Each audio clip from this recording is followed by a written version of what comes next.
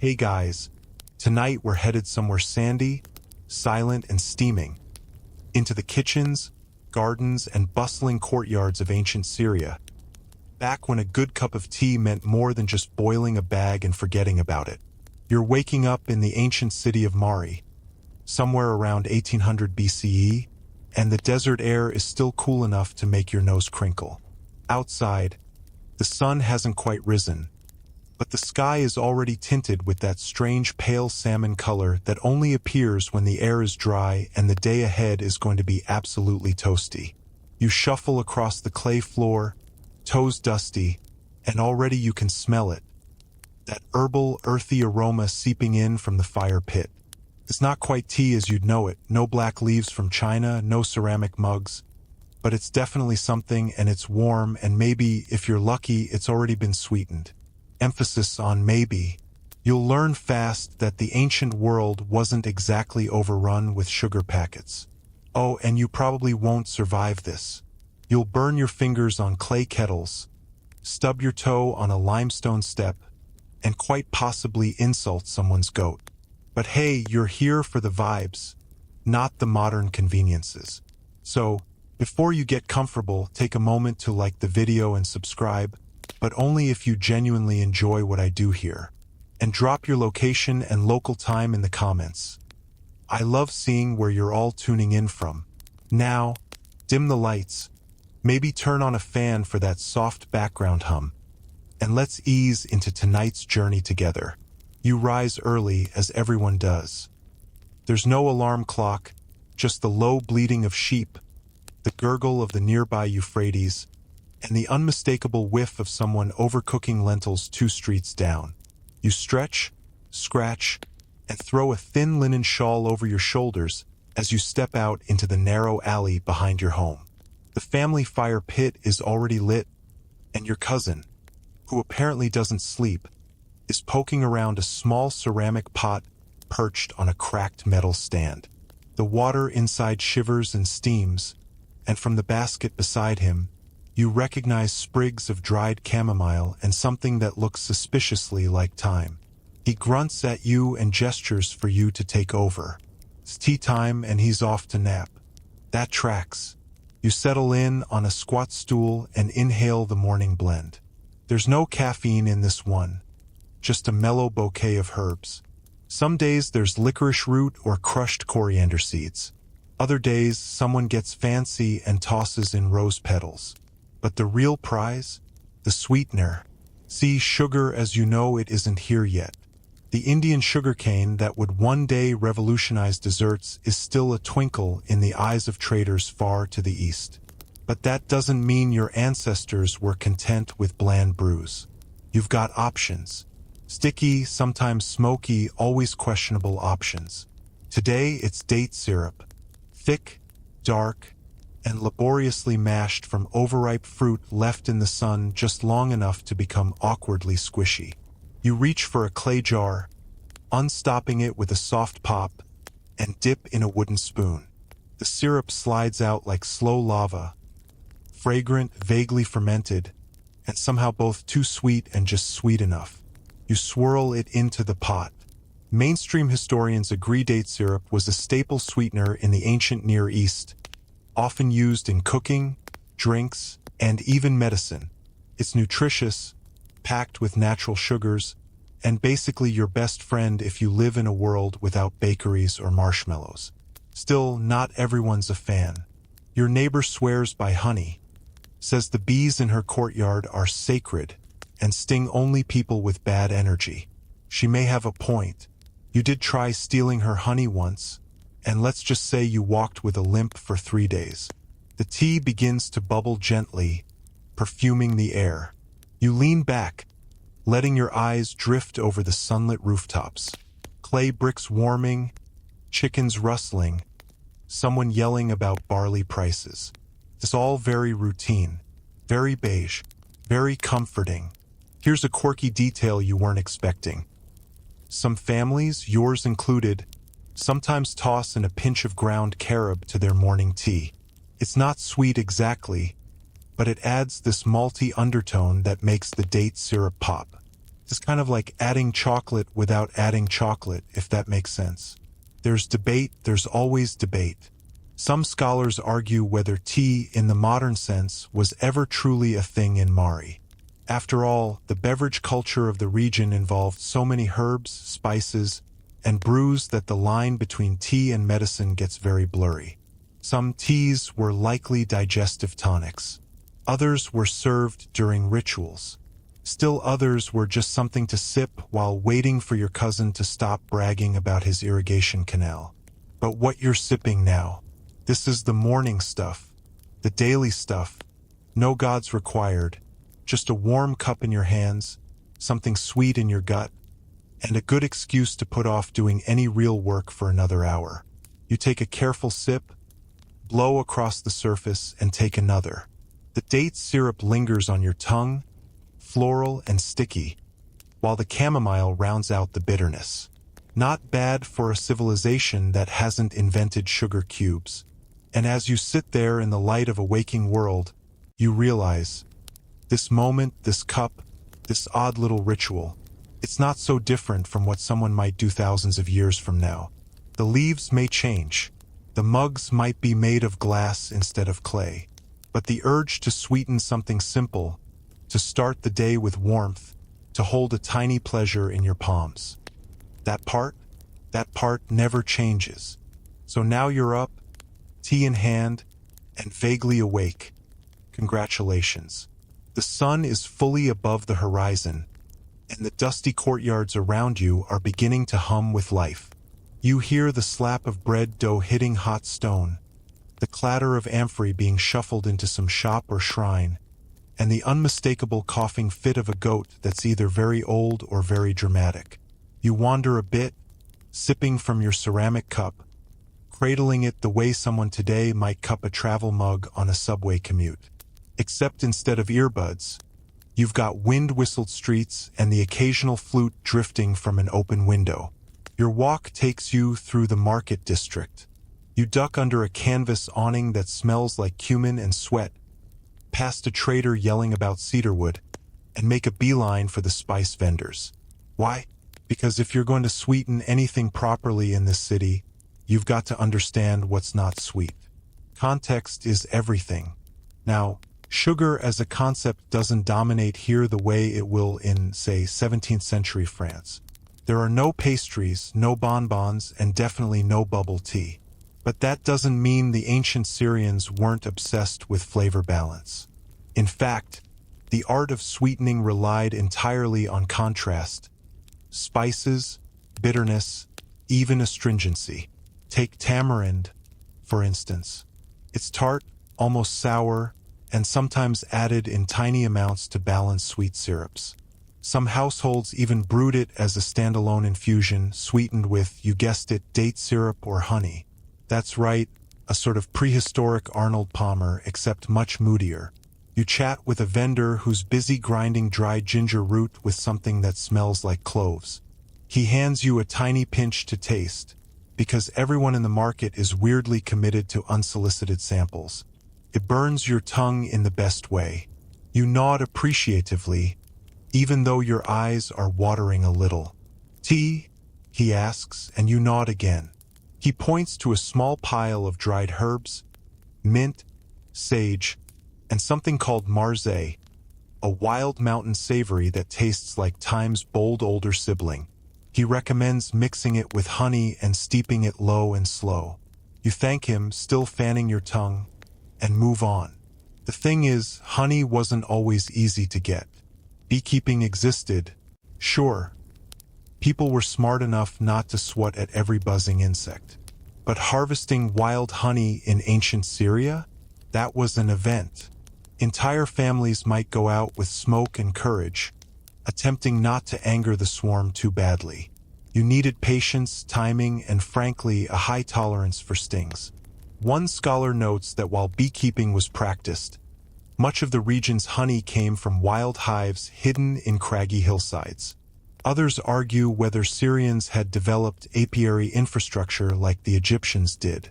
Honestly, historians still argue whether honey was used mostly in rituals or in the kitchen. One theory suggests elite households hoarded it for medicine and temple offerings, while regular folks got creative with syrups, fruits, and even soaked barley cakes. You dip into a side alley and discover a curious setup. Clay tiles laid out in a careful pattern, each holding a mound of soft, mashed fruit. These are sun-drying racks used for preserving figs, mulberries, and sometimes grapes.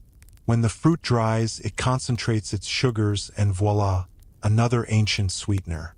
The sticky residue left behind? Collected, stirred, and sometimes added to, you guessed it, tea. So now we've got a whole cast of characters. Date syrup, wild honey, dried fruits, maybe a bit of malted barley if you're feeling experimental.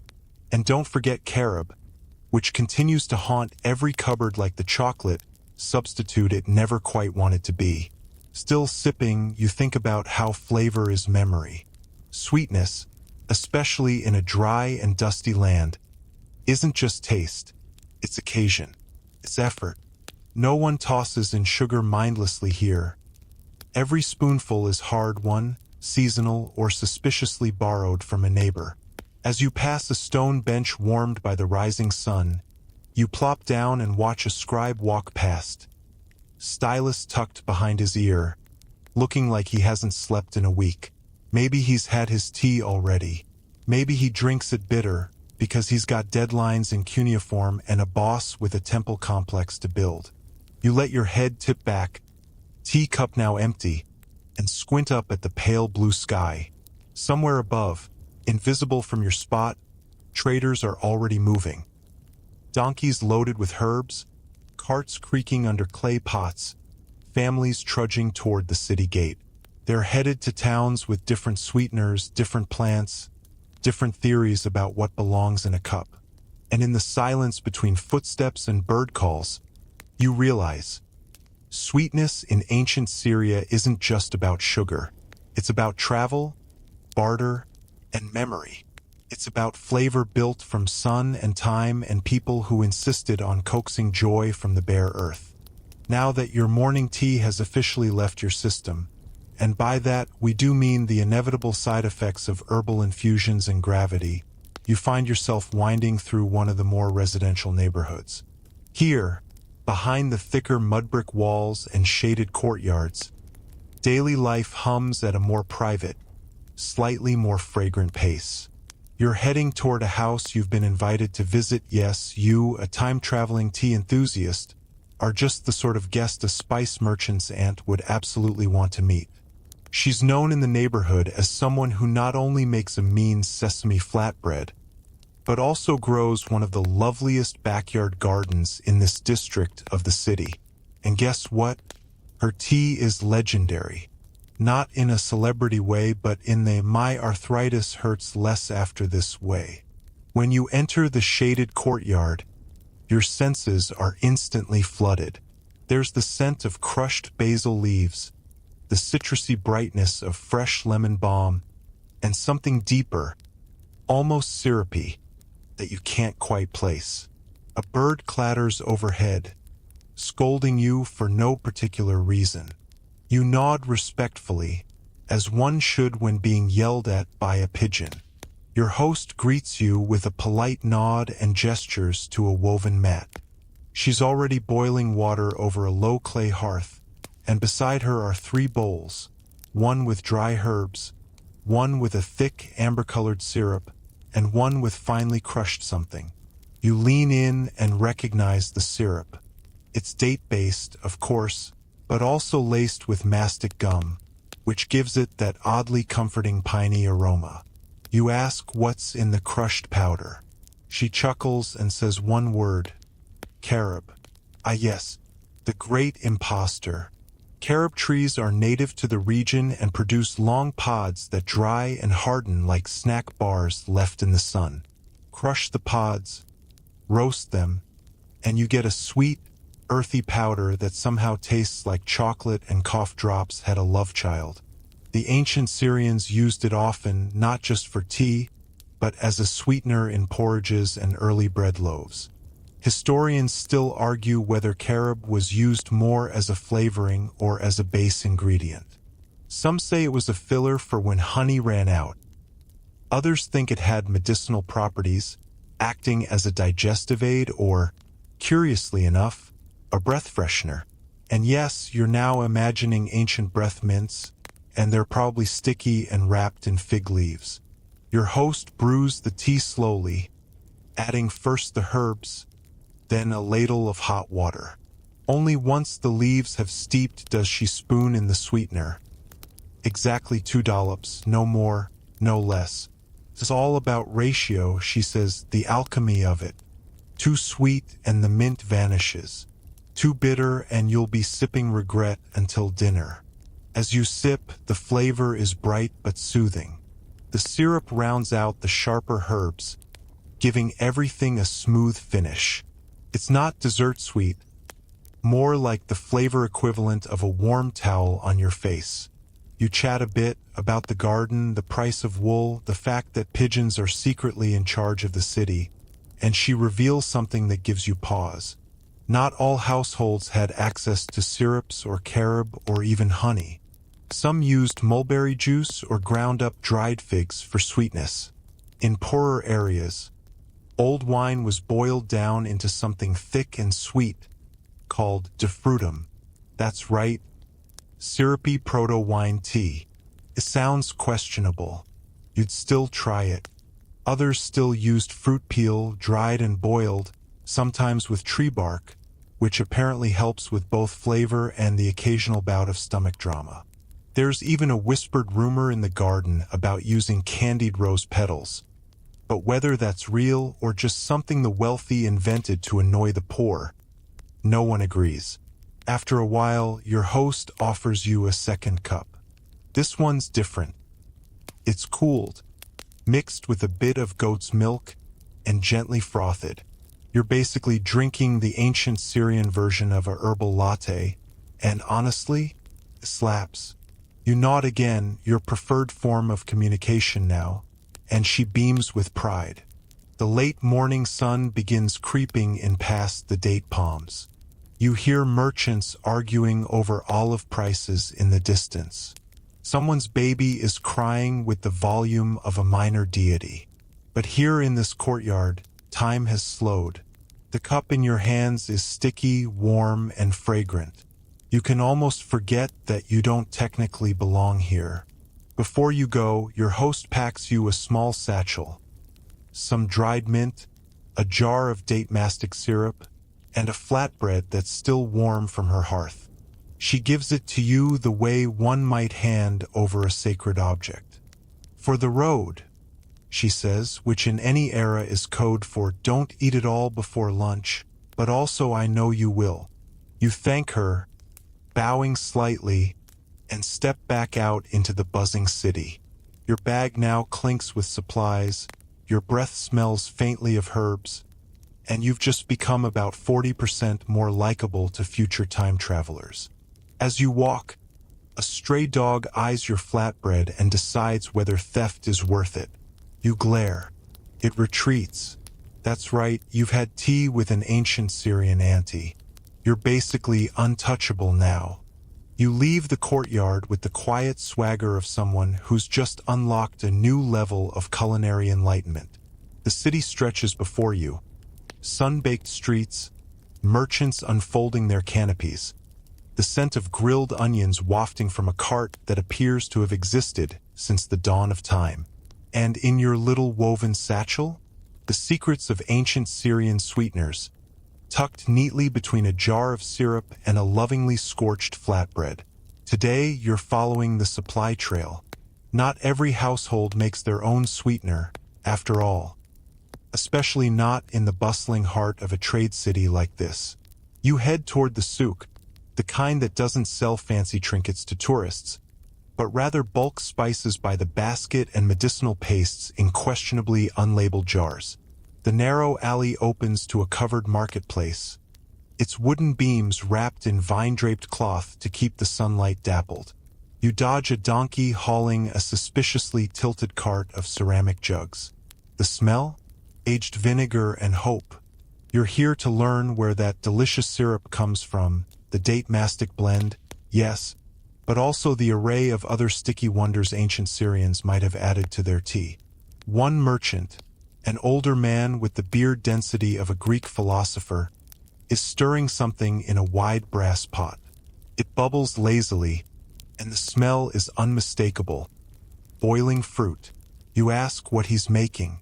He doesn't answer immediately, too busy trying to keep a fly from becoming the next secret ingredient.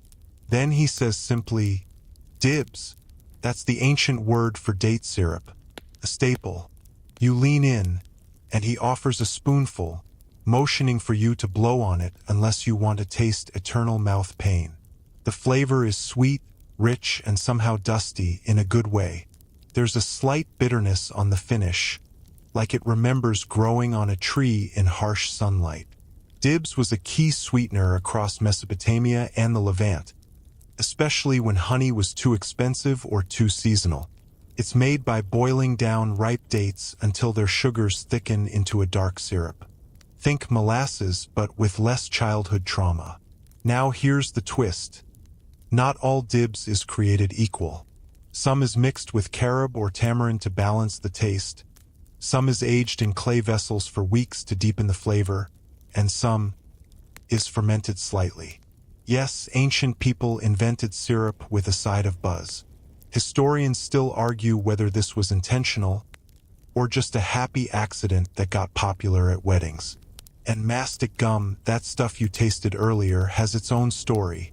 It comes from the sap of the mastic tree, which only grows in certain Mediterranean zones. Harvesting it is a drama all its own. Cut the bark just right, catch the drip, let it harden, and hope it doesn't rain. The hardened drops are ground into powder or softened in warm liquids. It's not just sweet. It's antiseptic, slightly chewy, and oddly pine-scented, like if toothpaste married incense. One merchant here sells it in tiny linen pouches, proudly claiming it cures everything from indigestion to marital boredom.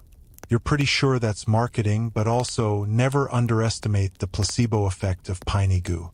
You wander past another stall selling dried apricots, soaked raisins, and something the vendor insists is candied pomegranate rind. You take a cautious nibble. It's assertive, like licking a bitter pillow that had a fling with vinegar, but mixed into tea. Surprisingly nice.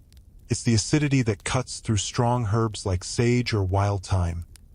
Another example of how even back then, people understood balance and flavor, even if they didn't write it down in cookbooks. Somewhere nearby, someone drops a jar of honey. A murmur goes up from the crowd. Not out of panic, but the way people today might react to someone scratching a luxury car. Honey is still expensive in this city. Bees are fickle creatures, after all, and apiaries were mostly the domain of those who could afford the labor and space. One trader shows you a smoked honey he keeps under cloth wraps, claiming it was collected from hives built into cliffside caves. Is he exaggerating? Probably. Do you want to believe him? Absolutely. The honey tastes like sunshine filtered through a campfire. If that isn't worth steeping in tea, nothing is. As you move deeper into the souk, you come across a stall that seems odd. No signage, no dramatic haggling, just a quiet old woman grinding something between two flat stones. You peer closer, it's dried figs reduced to a thick, paste-like consistency and rolled in flour. She offers you a bite, and suddenly your teeth are in 500 BCE. The flavor is complex, figgy, sure, but also nutty, earthy, and slightly boozy. Turns out fig paste was another go-to sweetener, especially for those without access to dates or honey. It stores well, travels light, and blends nicely into liquids. She adds, almost as an afterthought, that some people mix in a little ash from almond bark for preservation. You try not to make a face. Then again, you once paid $7 for charcoal lemonade, so who are you to judge? Scholars still debate how widespread these sweetening methods were. Some argue that sweetened tea was a luxury, not a daily habit, that most people drank their herbs straight and only the upper crust had time to meddle with flavors. Others suggest it was more universal, just variable depending on region and resources. What's clear is this: ancient Syrians were not about to drink something bland if they could help it. Life was short, the sun was hot, and a good cup of something sweet might just make you forget your sandals were slowly dissolving in street muck. You step out of the souk with your pouch a little heavier, your hands a little stickier, and your mind spinning with flavor combinations. Date and thyme, carob and mint, fig and cinnamon bark. The possibilities stretch on like the road back to your little room on the rooftop, where, yes, a tiny clay pot of water waits patiently, almost expectantly, for whatever sweet marvel you'll spoon into it next. Your walk back from the souk is a slow one, not because of the heat, though that's doing its best to slow roast your sandals, but because your mind is wandering. You pass by sun-baked walls the color of roasted chickpeas and rooftops tangled with vines, and you can't stop thinking about fig paste and smoked honey, about the dizzying mix of flavors that ancient Syrians must have stirred into their cups, whether in quiet courtyards or boisterous family kitchens. Back at your borrowed rooftop, you settle down near a low clay brazier, gently coaxing it to life with a few half-hearted puffs. A little pot of water begins to tremble as it warms, and you add a pinch of dried mint, some crushed thyme, and, because curiosity is stronger than culinary caution, a spoonful of date syrup swirled with a bit of that mastic-infused carob powder. The result smells like an herbalist's pantry had a gentle love affair with a spice caravan. You take a sip, your eyes widen. This unexpected, a little bitter, a little sweet, and a little like you just licked the inside of a wooden box that once held something sacred, which honestly tracks for the time period. The thing is, sweeteners in ancient Syria weren't just about taste. They were tied up in rituals, medicine, even social status. You think about the woman grinding figs on her stone slab, her hands slow but practiced, and the way she never once looked up while you tasted her sample, as if you were part of a cycle she'd seen play out 1,000 times before. Historians still debate how formalized these sweetening customs were. Did certain families guard their syrup blends like heirlooms? Were their recipes passed down through generations, whispered like incantations over boiling pots? Or was it more improvisational? More, what do we have lying around today that won't kill anyone? There's a clay tablet fragment from somewhere near Mari that some scholars believe describes sweetened herbal infusions prepared for a queen recovering from childbirth. The phrasing is frustratingly vague, part grocery list, part poem, but it mentions something like fruit water over flame, stirred with golden paste. Is that syrup? Fig mash? Or some long-lost jam made from something we don't even grow anymore? You sip again, and now you're tasting everything through that lens, through the possibility that your humble cup might have once been fit for royalty, even if it's currently attracting a confused housefly with dreams of sugar. The air is turning golden now, and a neighbor is shaking a rug over the side of a balcony. You watch the dust cascade like a waterfall, the fibers of the past literally getting aired out. And it makes you think, how much of daily life back then was hidden in plain sight, woven into routines, assumed as obvious and never written down?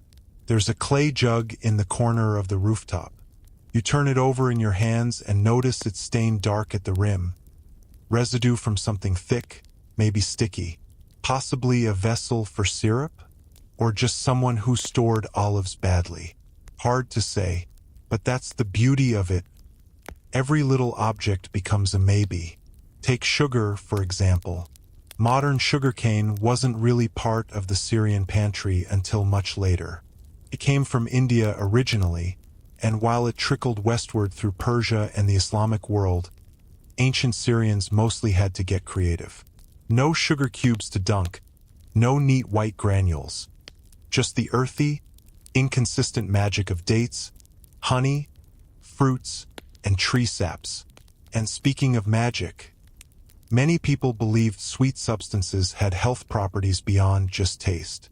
Your date syrup might warm the stomach, your fig paste might soothe melancholy, and your honey, well, honey could do just about anything short of paying your taxes.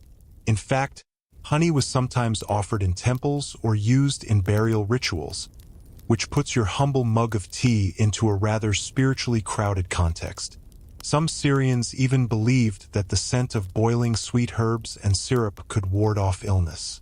Whether or not that's true, it certainly makes your rooftop smell amazing right now, like the inside of a cedar box filled with dreams. Your tea has gone lukewarm, but you sip it anyway, watching the sky shift from gold to lavender. Somewhere below, someone is hammering something enthusiastically, possibly repairing a chair or making very aggressive cheese. You can't tell, but you smile because even that noise feels ancient now, like a continuation of the city's long hum, a background track that's been playing for thousands of years. There's something comforting about the slow repetition of human habits.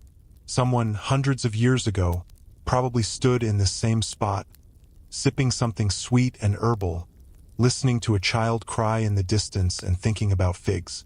Maybe they even wondered what people would be drinking 1,000 years from then. Spoiler, mostly coffee, and soda that comes in cans designed by marketing committees. But your cup is timeless. A little smoky, a little sticky, and very possibly a little lumpy from that questionable fig you dropped in. Still, it's yours.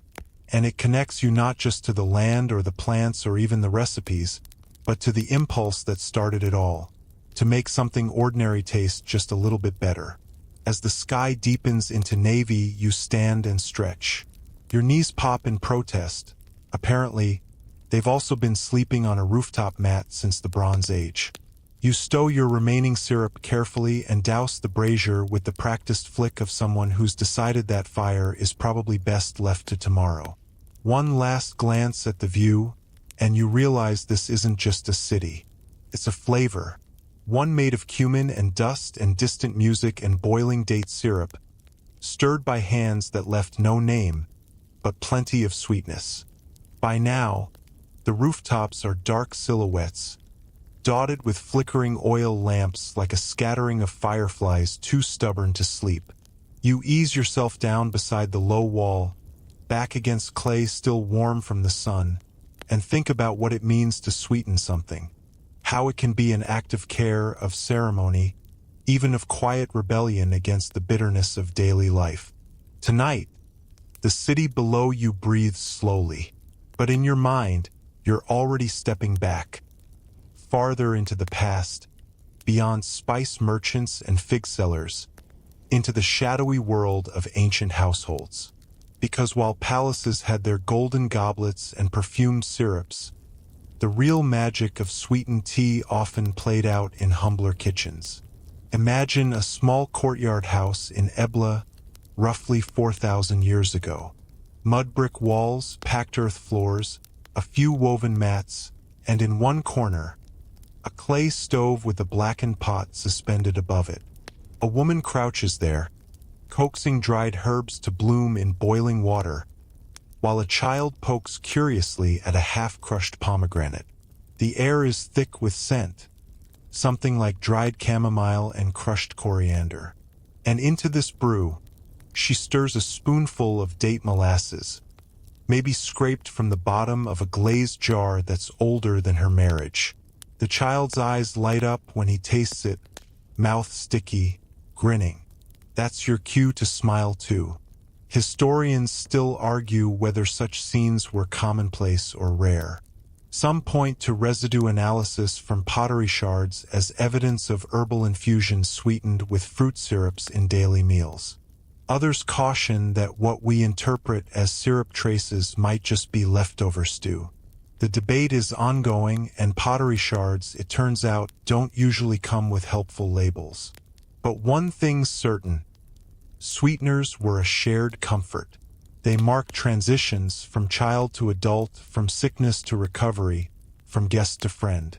You picture guests arriving at that little home in Ebla, wiping dust from their feet, and being handed warm cups of spiced tea, its bitterness cut by whatever sweetness the family could spare. And suddenly, everyone's shoulders drop a little. There's something inherently soothing about that. Not just the drink itself, but the entire act. The gentle hands preparing it, the intention behind each stir, the tiny rituals we perform to show care. It's bedtime in 2000 BCE, and a mother hums softly as she washes the mugs in a clay basin, her fingers stained with syrup and thyme. You think of modern sugar bowls, standard, sterile, mass-produced. Then you compare them to ancient Syria's sugar substitutes. Sticky balls of dried grape, must, mastic-scented carob mash, even candied quince boiled until translucent. Each one was messy, unpredictable, and made by hand. There were no exact measurements, only taste, memory, and the occasional oops, too much fenugreek. One fringe theory you remember hearing, probably at that dusty university talk you half-dozed through, suggests that some sweet teas doubled as love charms. Add a dash of anise, stir clockwise with a copper spoon, and whisper the name of your beloved as the steam rises. Does it work? Who knows? But it's charming to imagine a nervous teen in a linen tunic trying it anyway. Another theory argues that the real magic wasn't in the herbs, but in the hands that served them. Sweetened tea, they say, was a form of hospitality more binding than a handshake. To sweeten someone's drink was to honor them, to elevate them. And in a world where water could be brackish and wine too expensive, tea properly brewed and sweetened was a quiet kind of luxury. As the evening air cools around you, a new scent drifts up. Someone nearby has started boiling mulberry leaves. You can almost taste the tang, slightly tart, slightly green. Mulberries were prized in ancient Syria, not just for their fruit but for their leaves, which some people steeped into broths or sweetened teas. If you added a bit of carob syrup to that, it'd be surprisingly palatable, and possibly make your eyebrows grow thicker, according to one very confident Babylonian doctor. You chuckle at that, because of course everything back then had some unexpected side effect. Drink too much sweet licorice root and you might cure your cough, or maybe you'd end up with dreams of flying camels. Ancient medicine was nothing if not ambitious, but you also respect it. You respect the experimentation, the daily dance between flavor and remedy. These weren't people who could pop into a supermarket for lemon ginger tea with a twist of echinacea. They had to work with what they had, which meant knowledge passed down like treasure. A grandmother's wisdom might be the only thing standing between you and a night of indigestion or heartbreak. Somewhere, a dog barks once and then goes quiet. A soft wind rustles the fabric canopy above your rooftop, and you shift your weight slightly, pulling your wrap a little closer. You imagine yourself as one of those early herbalists, mixing and boiling, guessing and tasting, always searching for just the right sweetness to balance the day. Maybe it wasn't always tea exactly. Maybe it was barley water, or some proto-sherbet made with cooled rose water and grape molasses.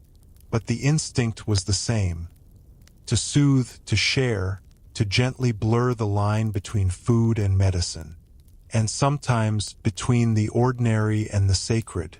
There's a temple inventory from Ugarit, Surviving by Sheer Miracle, that mentions jars of honeyed liquid for offerings. Scholars debate what this was. A syrup? A tea? Some sort of pre-wine cordial? The details are frustratingly sparse, like most of ancient record-keeping, but you imagine it being poured slowly, reverently, as a gift to the gods, or at least to a particularly grumpy priest. You wonder what your own offering would be. A cup of thyme tea with fig syrup? A sprig of mint tucked behind a clay mug? Would the gods appreciate that? Or would they wrinkle their celestial noses and request something trendier, like oat milk? Either way, you sip. The night deepens.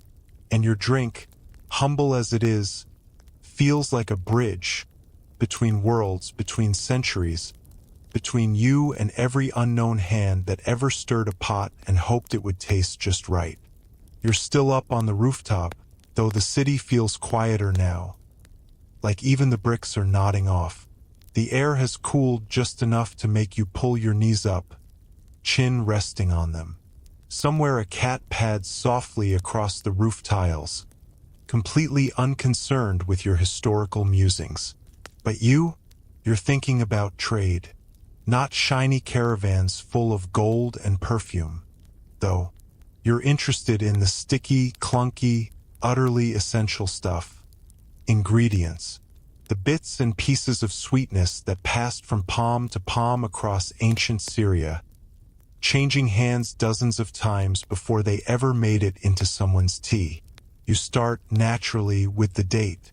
It's almost suspiciously perfect as a sweetener, easy to dry, absurdly sugary, and abundant in the Mesopotamian landscape. A handful could be eaten straight or boiled down into thick, dark syrup that clung to the sides of your mug and made everything taste vaguely like molasses in sunlight. This syrup, called Ceylon in some early sources, shows up everywhere.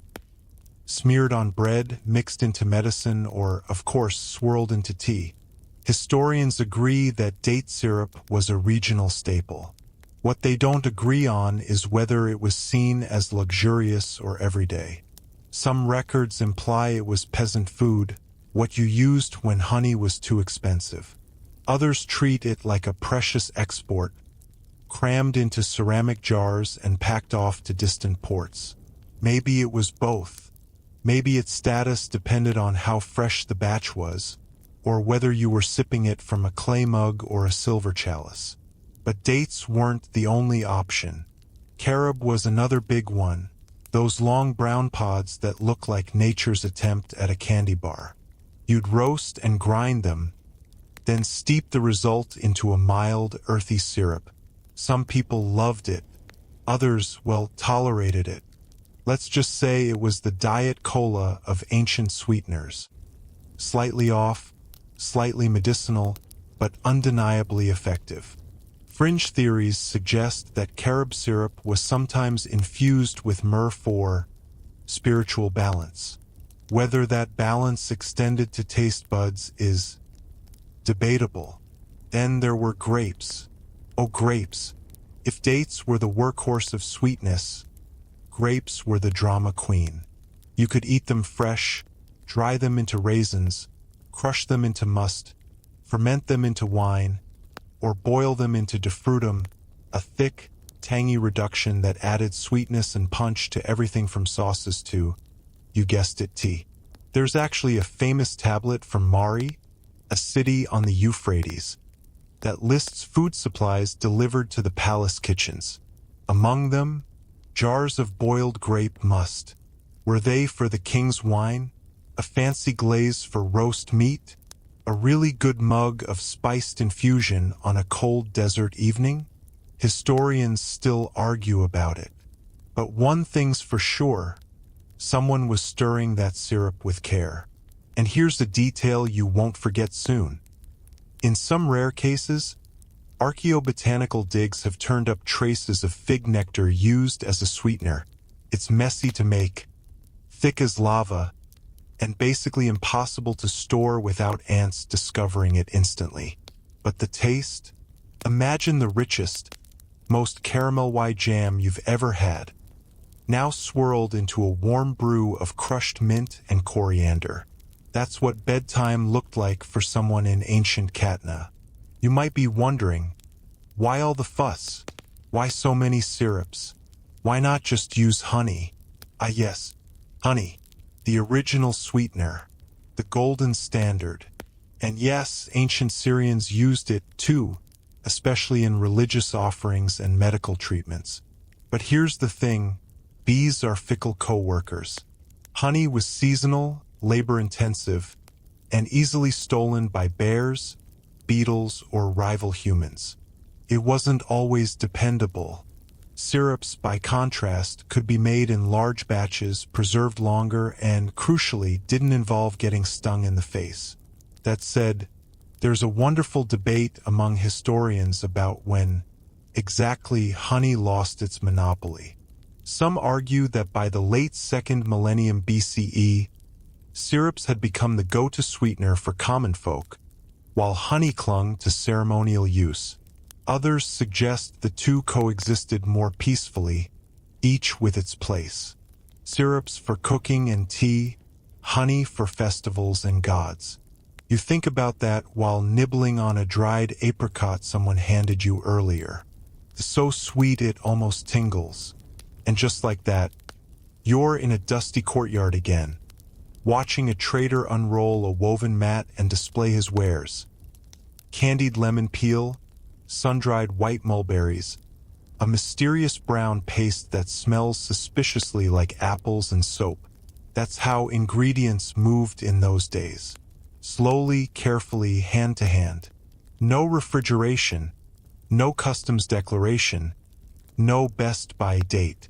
Just trust, reputation, and maybe a tiny wax seal.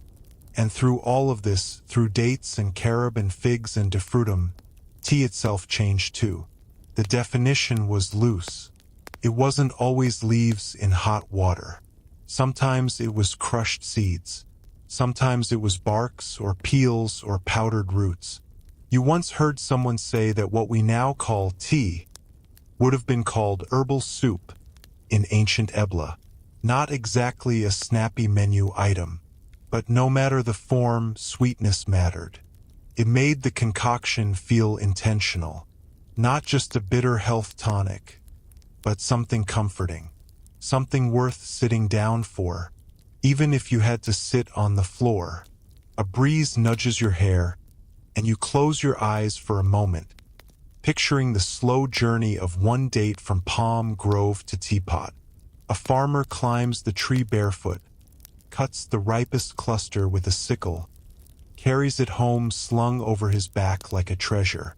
His wife peels the fruit, boils it down, stirs the thick syrup into a jar that she sets by the fire. Weeks later, it's used to sweeten a brew shared with a neighbor who came by to ask about her sister's cough. That's what you're drinking now.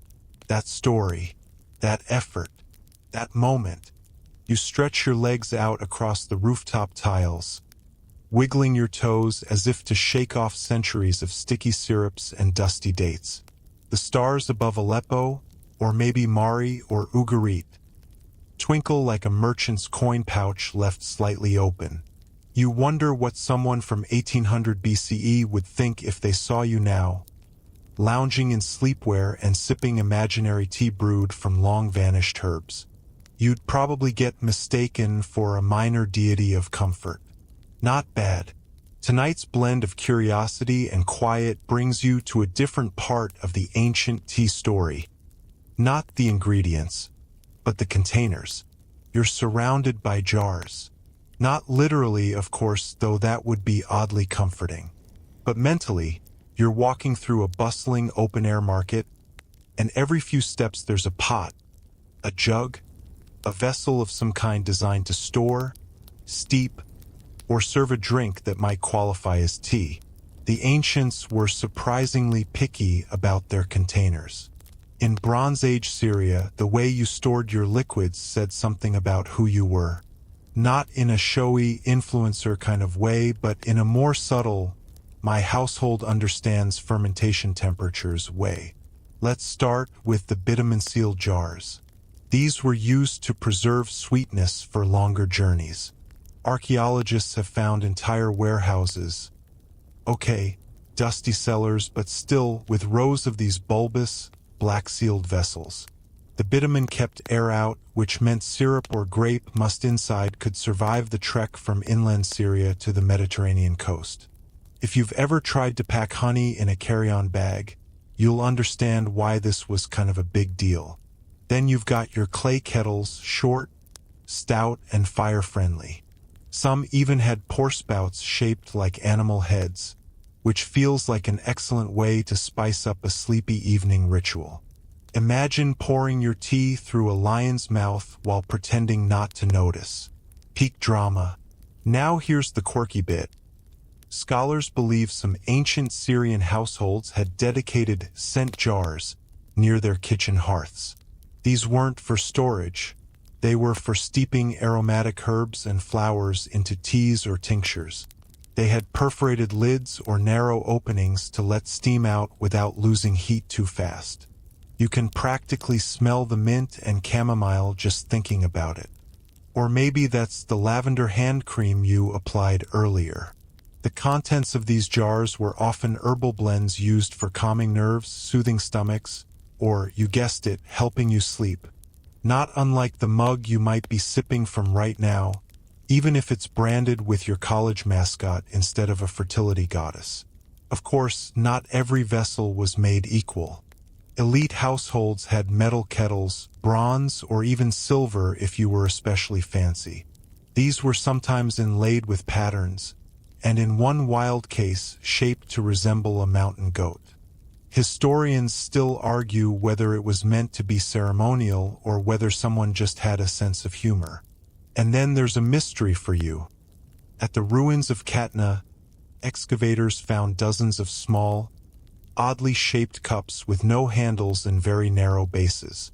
Were they for sipping syrupy tea blends? Maybe a medicinal brew? Or were they just there for rituals we don't understand anymore? The academic papers on the topic tend to circle around the phrase function remains uncertain, which is historian speak for your guess is as good as ours. Let's not forget the strainers. Yes, they had strainers.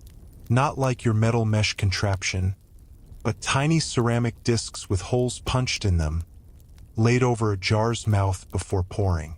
You'd use these to filter out bits of herb and leaf. Some even had little symbols etched into them: birds, stars, crescent moons. Were they decorative, protective charms? Early brand logos? Historians, of course, still argue. But perhaps the most charming relics are the personal cups. Small, delicate, often mismatched. Some painted, some plain. Found in clusters, as if people sat together and drank slowly, passing around whatever blend was on hand. You can almost see them, lounging on woven mats, sipping their carob-laced brews, chatting about harvests and donkeys and whose cousin was moving to Byblos. And there's something undeniably human about that. No matter the era, we gather, we sip, we share. Maybe the flavors change and the vessels evolve, but the impulse stays the same. You run your finger along the rim of an imaginary cup, pretending you're deciphering the faint inscription along the side. It says something poetic, probably. Or maybe it just says, "Property of Dad. Do not use." Hard to tell. What we do know, thanks to a few lucky digs and some extremely patient restoration teams, is that the Syrians weren't just improvising with whatever pottery they had lying around. Their tea-drinking culture, yes, we can call it that, was intentional. There was care in the crafting, effort in the heating, thought in the storing. Which, again, makes your own microwave mug combo seem a little underwhelming. Still, there's comfort in continuity.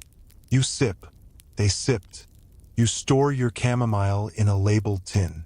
They sealed their Ceylon in a bitumen-lined jar. Different centuries, same goal. A moment of peace in a noisy world. A final image floats to mind. A young girl crouching beside her grandmother at the hearth. She's stirring a blend of crushed fig, coriander, and dried rose petals into hot water while the old woman hums softly and tastes the air like a seasoned chef. They're not in a palace, just a mud brick kitchen with smoke curling out of a tiny chimney. But in that moment, the cup they're making might as well be gold. You lean back, eyes half closed, and think about how many quiet moments like that one are buried under layers of sand and stone. Maybe someone will find your mug one day and wonder what stories it held. The sun's dipped low in your imagined Syrian sky now, casting long amber shadows across the cobbled courtyard. Somewhere nearby, a copper kettle gives off a soft hiss as steam curls skyward, disappearing into the dusk like a whispered secret. You breathe in deeply, and the scent is sweet, familiar, but also strange. Something like date syrup with a ghost of crushed cardamom.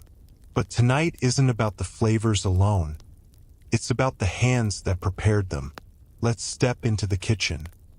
Not the royal kind with uniformed cooks and scribe-approved recipes, but the everyday hearth where real people lived, worked, and brewed up the soothing blends of their time. You crouch next to a worn brick stove, warm from coals and surprisingly efficient.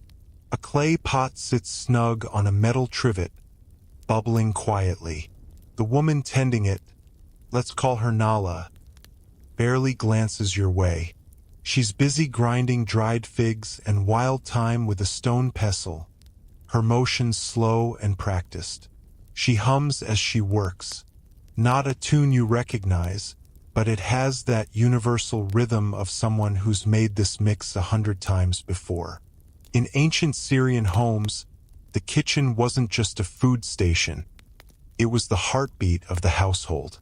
Meals were simple, of course. Flatbreads baked on hot stones, lentil stews, the occasional olive or egg. But the drink, that was where flair came in, especially the brews meant for guests or for bedtime. And let's get this straight. What they brewed wasn't exactly what we call tea. The Camellia sinensis plant, the one that gives us black, green, and oolong teas, wasn't in the Levant yet. But the concept of infusing hot water with plants? Oh yes, they had that down. There was a kind of date and safflower tisane popular in the middle Euphrates region. The dates brought sweetness. The safflower added a floral bitterness. Add a dash of wild honey, and you've got a cup that soothes your belly and probably your gossiping spirit too. Then there's sumac, the reddish spice that's tangy and a bit citrusy. Steeped in warm water with a little barley malt, it made for a zippy but comforting drink. Especially good when you'd eaten too much roast pigeon. Historians still argue whether these blends were purely culinary or leaned toward medicinal. After all, many of the herbs used, mint, anise, licorice root, also appear in Mesopotamian medical tablets. So when Nala hands her sleepy nephew a warm mug before bed, is she acting as a grandmother or a pharmacist? Probably both. One fringe theory, by the way, suggests that certain herbal drinks were used in religious rituals, especially in temples dedicated to Ishtar or Baal. The recipe details are, predictably, lost to time, but some scholars point to residue traces in ceremonial vessels. Others call that wishful thinking. Either way, it's fun to imagine a priest carefully measuring coriander seeds while chanting hymns. Ancient multitasking at its finest. Let's not forget the sweeteners themselves. While Ceylon date syrup was king, people experimented with fruit reductions, fermented honey, and even soaked raisins. One text mentions a blend involving boiled pomegranate and fig skins, strained and stored in ceramic jars. Sounds like the kind of thing your modern health store would charge $14 for and call a detox elixir. But perhaps the most charming detail of all? Children often got their own watered-down version of these drinks. More diluted, less sweet. Just enough flavor to feel grown up. You imagine Nala ladling a tiny cup for her youngest, who promptly spills half of it on his tunic and acts very serious about the rest. It's a little moment, but it feels timeless. Now you're sitting beside Nala as she leans back, tired from a long day of grinding, baking, bargaining, and possibly dodging stray goats. She takes a sip of her brew, sweetened with mulberry syrup this time, and lets out a long sigh. Not dramatic, just satisfied.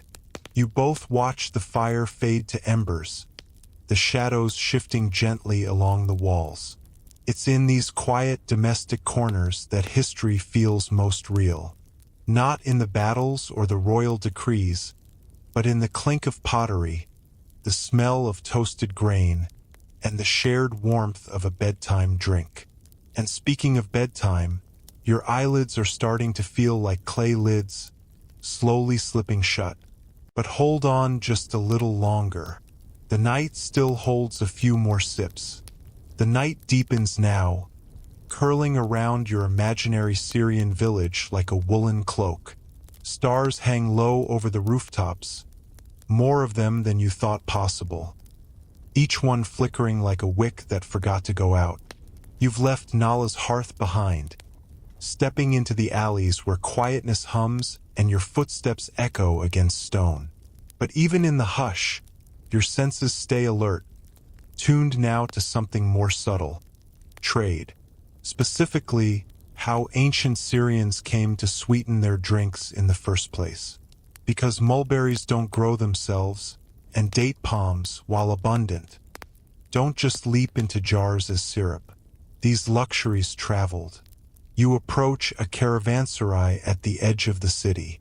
Its heavy wooden doors creak open, revealing a courtyard alive with low murmurs, snoozing camels, and the clinking of spice jars. The air smells like cumin and camel hair, with a teasing hint of honey. You find a place to sit near a trader named Samir, who's unpacking bundles wrapped in faded linen. He offers you a sticky cube, fig paste mixed with rose petals and soaked in grape molasses. It melts on your tongue like a secret you weren't supposed to hear. You're officially spoiled. Here's the thing. Syria sat smack in the middle of the ancient trade spiderweb between Mesopotamia, Anatolia, Persia, and Egypt. Goods didn't just pass through. They stayed, mingled, and transformed into new traditions. So when someone in Aleppo wanted to sweeten their drink, they had options. Silk Road routes, both land and river-based, brought dried apricots from Armenia, honey cakes from Cyprus, even the occasional block of raw sugar, although that one's a bit of a mystery. Historians still argue whether sugarcane was processed in Syria during the Bronze Age, or if those records refer to something else entirely, maybe sugar-like residues from boiled-down fruits or tree saps. You sip from a merchant's cup filled with dried quince and ginger tisane, steeped in goat's milk and dashed with something called debs, an early molasses. Tastes like autumn and earth and a little bit of goat, to be honest. You politely finish half and hand it back. One of the fringe theories suggests that early sweeteners were discovered accidentally, like when fruit fell into boiling water and the resulting syrup stuck to the pot. Some brave soul tasted the gunk and thought, hey, this could go in drinks. Whether that's apocryphal or inspired genius, we may never know. The traders around you swap more than goods. They share recipes, too. One tells you about a blend from the Phoenician coast involving orange blossom water, crushed pistachio, and sea salt. Another insists the best sweetener is carob molasses, especially when paired with aniseed and mint. You nod sleepily, though your palate is officially overwhelmed. Still, there's something comforting about it. The idea that these concoctions, simple as they seem, are actually the product of countless roads, countless hands. Even the humble sip of warm tea is a chorus of ancient agreements, experiments, and happy accidents. You lean back against a cool stone wall, watching the firelight flicker on Samir's face as he waxes poetic about apricot resin and the proper way to store fennel seeds. He's been talking for 10 minutes and hasn't blinked once. Nearby, a scribe takes notes, not on parchment but on a thin slab of clay. A stylus clicks softly as he carves the day's arrivals. 3 sacks of dried apples, 5 of date paste, 1 package labeled simply luxury. You're pretty sure that means cinnamon, or maybe that one time someone tried to ferment honey into an early mead. No one's quite sure how that turned out. And that's part of the charm, isn't it? These flavors weren't fixed. Recipes varied by town, by season, even by whim. One grandmother might swear by tamarind and goat milk. Another might consider that a culinary crime worthy of exile. Taste was subjective, as it always has been. So as the merchants settled down, laying their heads on bundled cloaks and grain sacks, you find yourself doing the same. The night is soft. The wind carries the scent of spiced raisins and firewood. You close your eyes, warmed by the memory of sweet, strange brews. And as dreams begin to curl at the edge of your vision, you think, not bad for a civilization that never technically had tea. Morning mist hangs over the hills like forgotten silk, and you stir from your resting place beneath the canvas flap of a trader's tent. The courtyard of the caravanserai is already alive with soft shuffles, animal groans, and the rustling of packs. Trade never really sleeps. But you've earned a slower morning. You rise and stretch, brushing date crumbs from your tunic, and follow the faint trail of roasted barley scent toward a small open hearth. A young boy squats beside it, stirring something in a dented bronze pot. You lean over, catching a whiff of what smells suspiciously like chickpeas, but sweeter, almost dessert-like. He grins and hands you a cup. Inside is a thick, warm drink. Crushed chickpeas boiled in barley water, flavored with pomegranate syrup and a pinch of cinnamon. It's oddly delicious, kind of like a breakfast pudding decided to become a beverage. You nod your thanks and sip slowly. See, not all sweeteners in ancient Syria came from the obvious places. Yes, dates and mulberries ruled, but necessity and regional creativity led to some unexpected innovations. Take carob, for instance. This dark, pod-like fruit was ground into powder or boiled into syrup, used to flavor drinks and thicken them at the same time. Carob wasn't just functional, it was medicinal. People believed it could soothe sore throats and even settle the stomach, which, given how experimental ancient teas could be, was probably useful. And then there were grains. Barley malt offered a subtle sweetness, especially when roasted and steeped like a loose tea. It gave drinks a nutty base and, when fermented lightly, became an ancestor of beer, but that's a whole other evening. One traveling healer, whom you meet later that day beneath a fig tree, swears by fermented jujube juice sweetened with tamarind extract and tiny, pale raisins. He claims it's good for memory and dreams, though his eyes seem a bit too wide for someone who's been sipping it regularly. Historians still argue whether such concoctions were truly used for ceremonial purposes or just made when someone wanted a treat on a hot day. Ancient tablets are maddeningly vague. The drink of the gods could just mean someone made a really great smoothie. You pass a group of women squatting near a sun-dried mud oven, spreading a paste over flat stones. It's made from ground sesame seeds and honey, patted into rounds and left to firm up like proto-energy bars. A few are crumbling them into their morning drink, using the oiliness to add texture. You ask to try and are handed a small wooden spoon.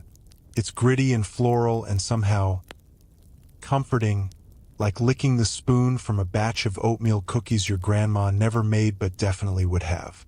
In the shade of the oven, you meet Nura, a spice vendor with stained fingertips and a laugh that sounds like crushed herbs.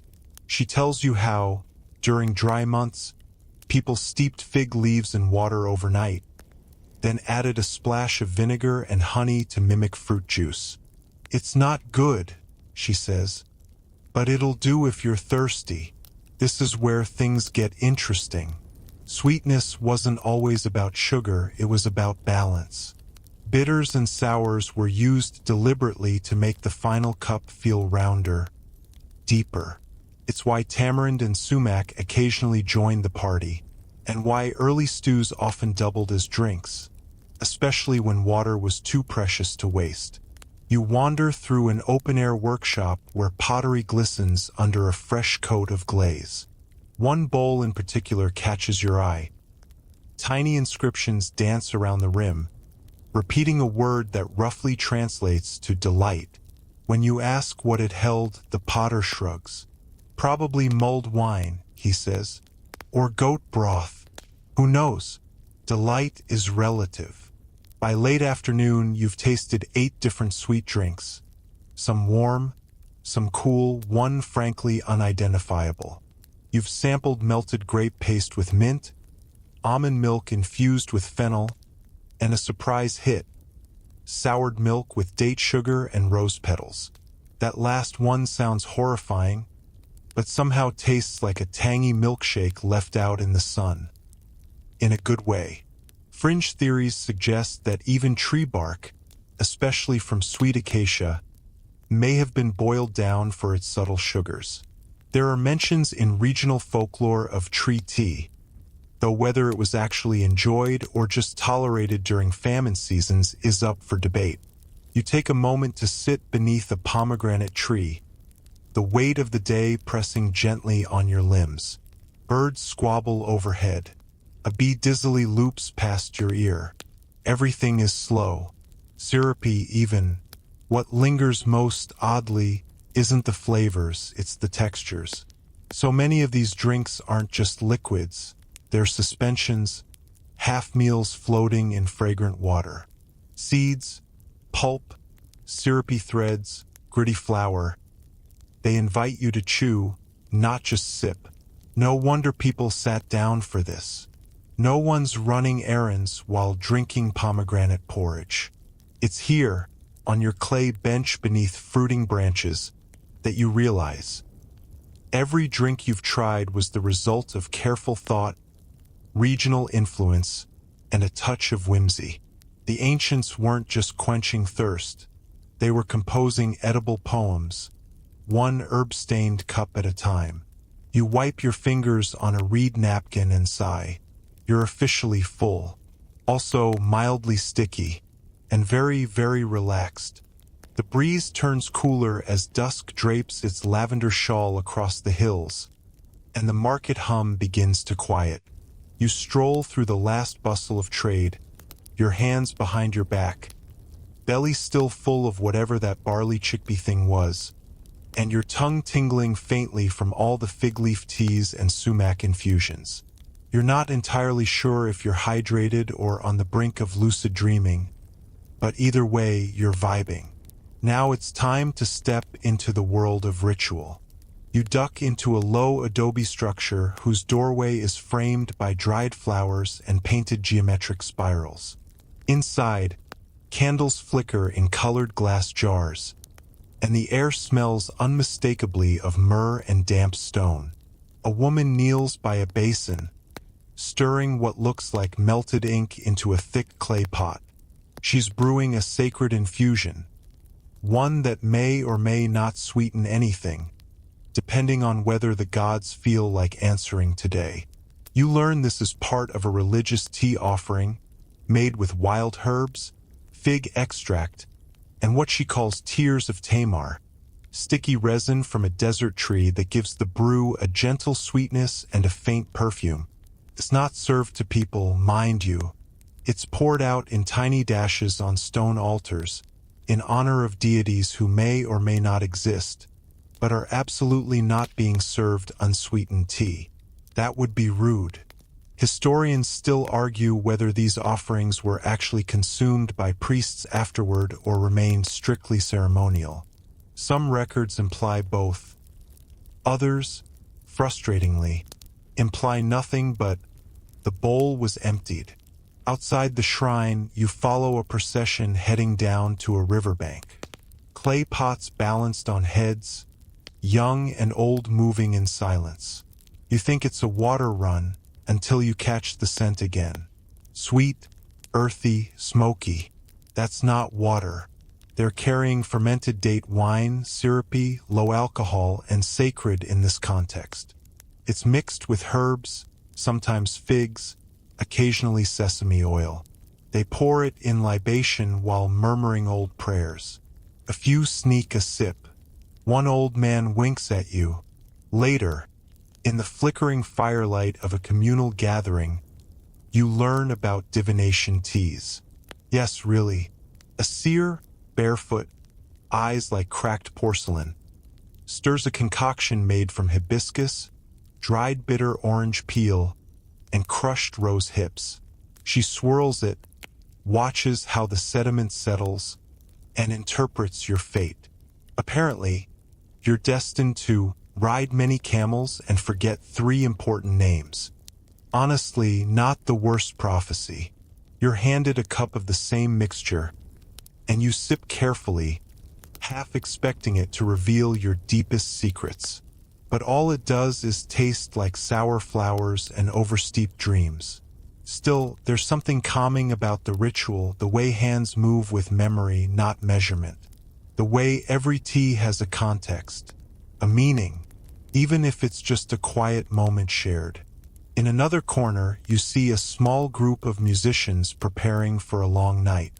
They're sipping what they call singer's broth, a warm, sweet mixture of honeyed water, licorice root, and melted goat gelatin. Coats the throat, supposedly, and protects against cracking high notes. One of them offers you a taste. Slippery, but oddly comforting. And then there's tea for the dead. You stumble into a family ceremony, respectfully at a distance, where a small shrine has been set up for a recently departed grandmother.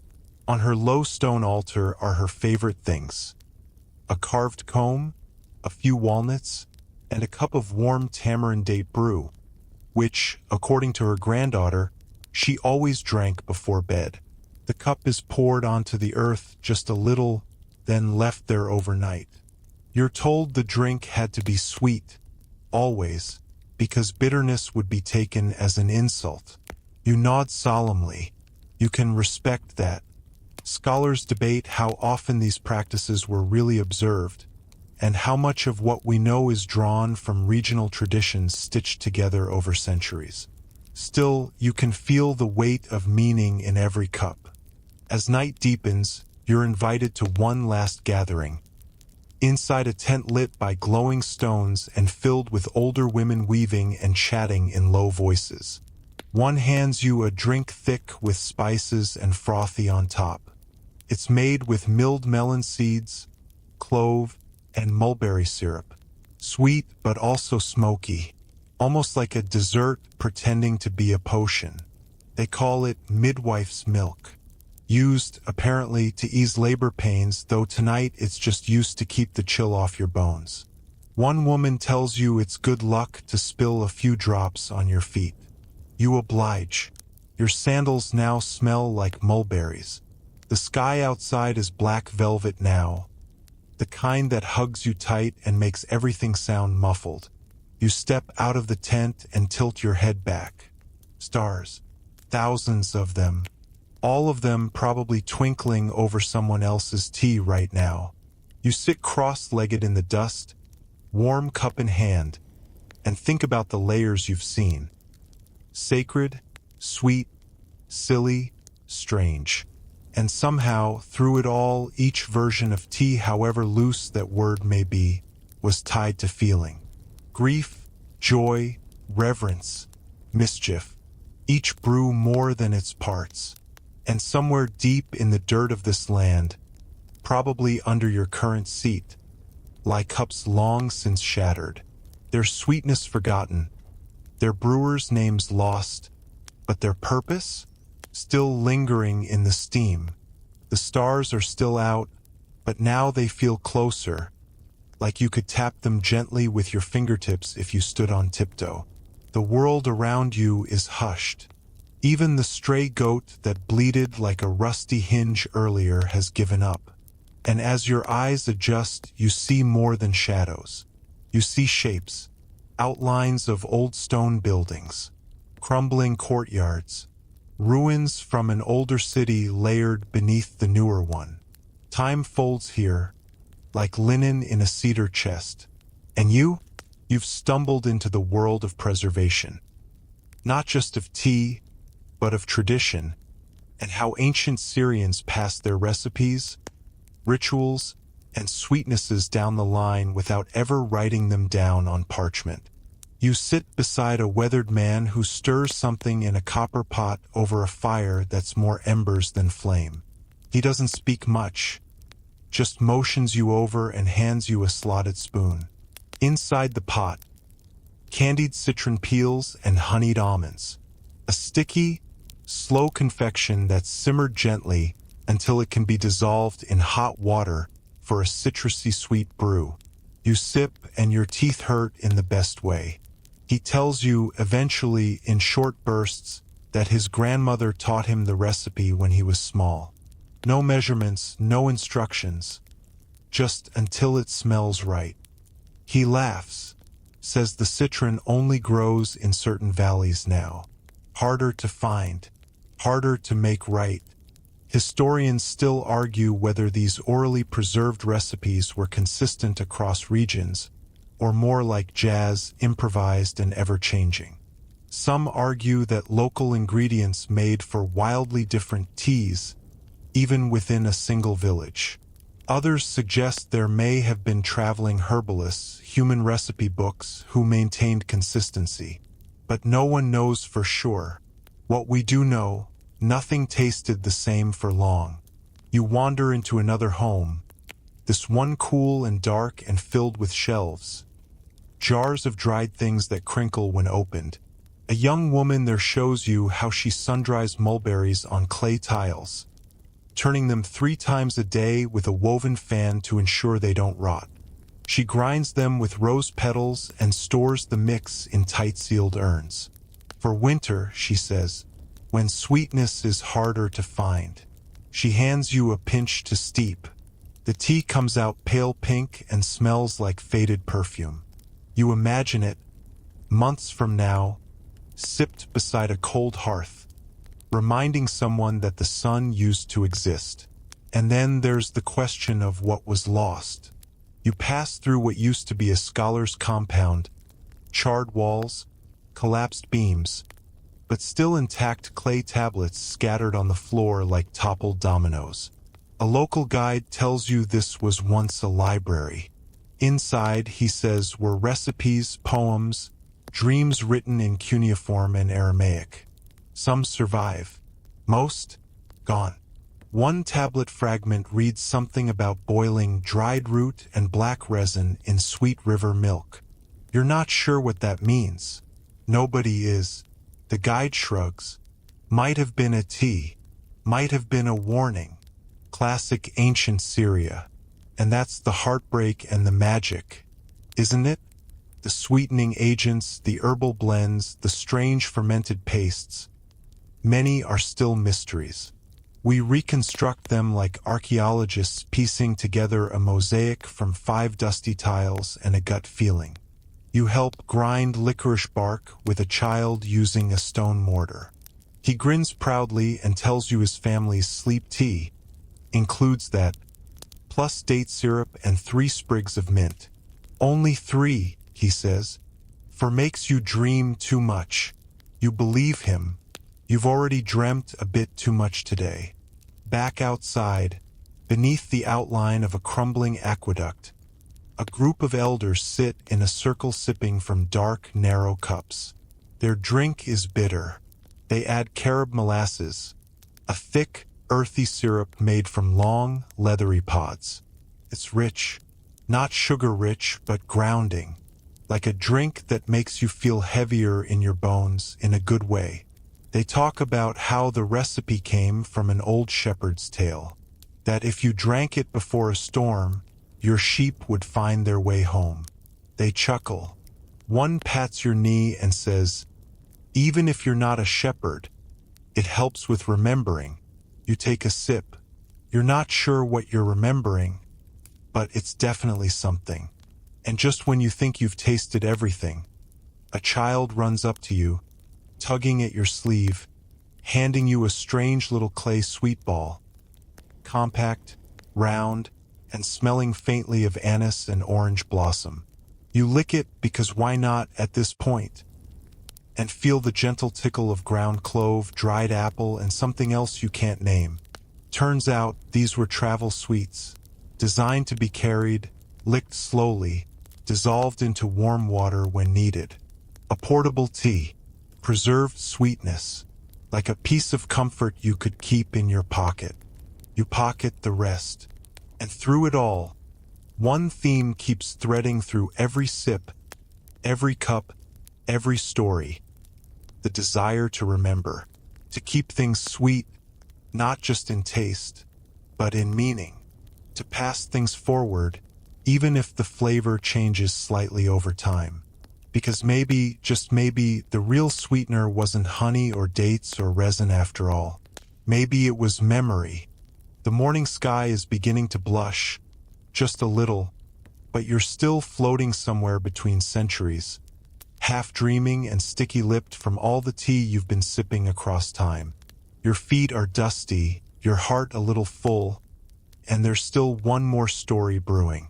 You follow the scent of wood smoke to a courtyard garden behind a stone house shaded by pomegranate trees. A kettle hangs over the coals, and seated nearby is an old woman who looks like she hasn't aged a day since the last empire fell. She waves you over with a flick of her wrist, like you've been expected all along. She's brewing what she calls morning tea. It's dark, almost purple, with an aroma somewhere between figs and thunder. You sip. It's sweet, but slow sweet, the kind that doesn't show up until your second mouthful. She tells you it's made with dried sumac berries, black grapes, and something called syrup of sorrow, a reduction of wine must and aged carob. For funerals, she says softly, and for remembering lovers. Historians still argue whether such teas were part of formal rites or just regional oddities. Some scholars point to fragments of mourning songs that mention sweet black cups. Others think it's metaphor, just a poetic way of talking about grief. But as you sit there with your feet curled under you and the warm cup between your hands, you believe it. Tastes like longing in the nicest possible way. The old woman clinks her cup against yours and mutters a blessing. You don't catch all the words, but you feel them settle low in your chest like embers. Later, a boy brings out something that looks suspiciously like a brittle candy bar, but it's not for chewing. It's a tea tile, pressed bricks made of dried fruit pulp, honey, herbs, and bits of preserved orange peel. Break off a corner, drop it in boiling water, and poof, ancient Syrian instant tea. You find out these tiles were once common in trade caravans. Compact, portable, and just sweet enough to keep spirits high without risking spoilage in desert heat. Think of it as the 2,000-year-old precursor to your favorite herbal cube or bouillon packet.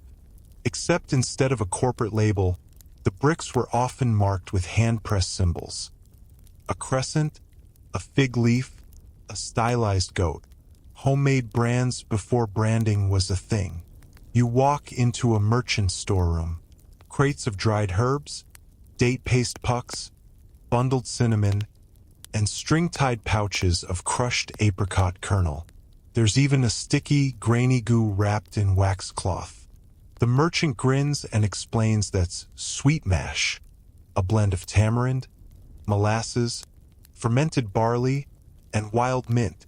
It doesn't look appetizing, but when diluted, it becomes a tangy, earthy tea unlike anything you've tasted.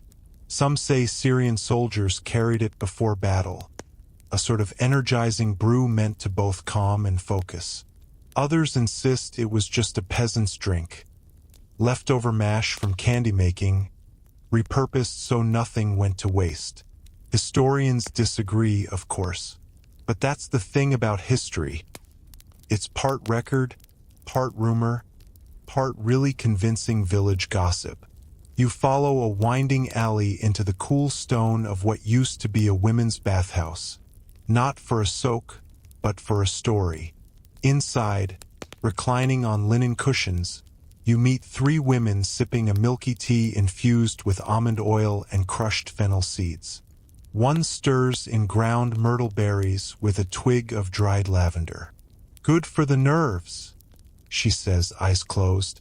They tell you about the old traditions, how certain teas were only made in women's spaces, that some ingredients were considered too potent or unsettling for men. A polite way of saying they were believed to heighten intuition or spark dreams too vivid for the practical world. Whether there's truth in that, who knows? But as you taste their brew, floral, warm, slightly numbing at the edges, you understand the reverence. Outside again, an apprentice herb seller tells you about the sleeping teas once given to children. Blends of chamomile, crushed melon seeds, date milk, and just a whisper of poppy resin. Enough to soothe, never to sedate. He lets you smell a pouch of the dried blend. It's soft, dusty, comforting. He says his great-grandmother used to chant a little rhyme while stirring it. Something about moonlight in a cup. He tries to recall it, but shrugs and says memory is a funny thing. You agree. It is. You finish your cup and wander out of the city's remains toward the fields beyond. A shepherd waves from the distance and beckons you over. He pours you something from a goatskin flask. A fermented plum infusion sweetened with honey and lemon balm. Tart and surprising. He says it's from a mountaintop village where sugar was rare, so fermentation took over. Bubbly tea, he calls it. Not quite wine, not quite juice, but it dances on your tongue. He tells you it's traditional for travelers. Keeps the stomach settled, he insists. Or maybe just makes you forget it's upset. He laughs. As you sit beside him watching his goats ignore every command he gives, you realize you've been collecting flavors, yes, but you've also been collecting moments. Every tea, every sweetener, every quirky method passed down not just to delight the tongue, but to root someone in place, in memory, in story. And suddenly it clicks. The thing ancient Syrians used to sweeten their tea, it wasn't just dates or molasses or dried fruit powder. It was connection. That was the real sweetener. You lean back into the hillside, cup in hand, heart soft, mind quiet. The sun dips lower now, softening the edges of everything around you, as the evening breeze carries the scent of fresh herbs and warmed earth. You sit in a quiet corner of a bustling ancient Syrian marketplace, the colors muted in the fading light, and you're wrapped in the gentle comfort of all the stories you've gathered. Before you, the last cup of tea steams. A simple brew made from wild thyme, a touch of rose honey, and a sprinkle of crushed carob pods. It's faintly sweet, floral, and almost like the landscape itself has been distilled into a liquid hug. You take a slow sip and let your thoughts drift back over the journey. Remember the courtyards where pomegranate trees dropped their jewel-like fruit onto sun-dappled stones, and the old woman with her morning tea that tasted like a tender memory. Recall the tea tiles, those ancient Syrian versions of instant tea, lovingly hand-pressed with symbols that might have been logos long before logos were a thing. And don't forget the sleeping teas whispered to children by gentle hands, each herb chosen with care, meant to cradle them into dreams rather than force slumber.